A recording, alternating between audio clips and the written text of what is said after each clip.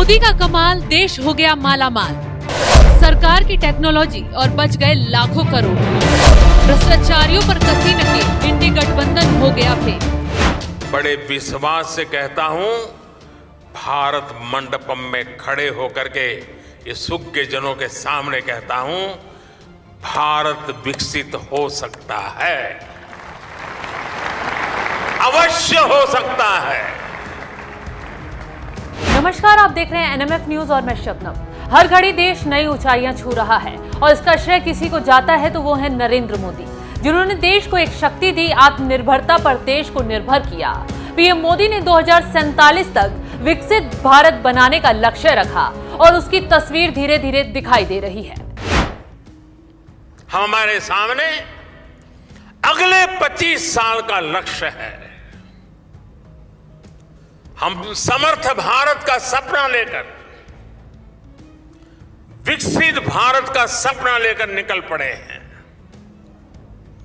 हमें भारत को वो ऊंचाई देनी है, उस सफलता पर पहुंचाना है जिसका सपना हर स्वतंत्रता सेनानी ने देखा था।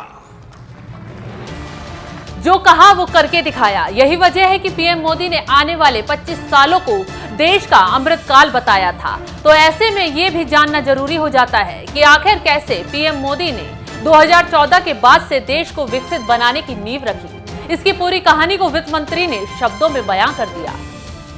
जल्द ही वित्त मंत्री निर्मला सीतारमण देश का अंतरिम बजट पेश करेंगी। उससे पहले उन्होंने ये भी साफ कर दिया कि अब भारत के आर्थिक रूप से आत्मनिर्भर बनने का समय आ रहा है, ताकि देश 2047 तक एक विकसित राष्ट्र बनने की ओर बढ़े।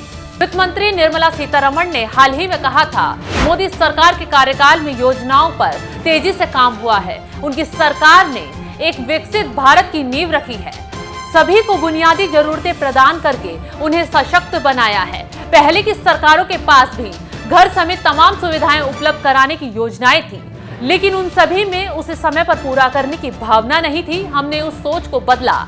आजादी के 50-60 साल बाद भी लगभग 50% आबादी दुनियावादी चीजों से वंचित थी। विपक्ष ने तमाम आरोप लगाए, काम में बाधा डालने की हर संभव कोशिश की, लेकिन सरकार अपने कर्तव्य को पूरा करने से रुकी नहीं, झुकी नहीं और जो काम करना था वो पूरा किया।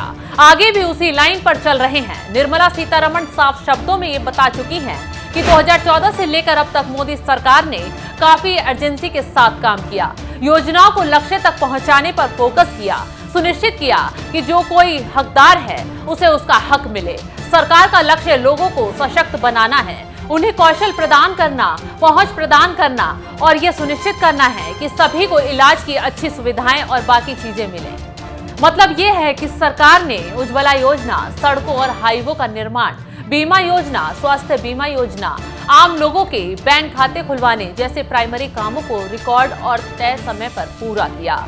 इन्हीं कामों की वजह से विपक्ष मोदी सरकार के आगे टिक नहीं पा रहा है। भ्रष्टाचारियों पर नकेल कसना ही पीएम मोदी के सबसे बड़े लक्ष्य का पूरा होना है।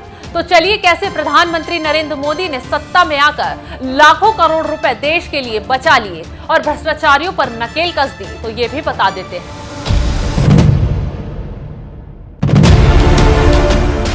मोदी सरकार ने सरकारी सब्सिडी का सही उपयोग सुनिश्चित किया, अनिवार्य तौर पर डीबीटी को लागू किया।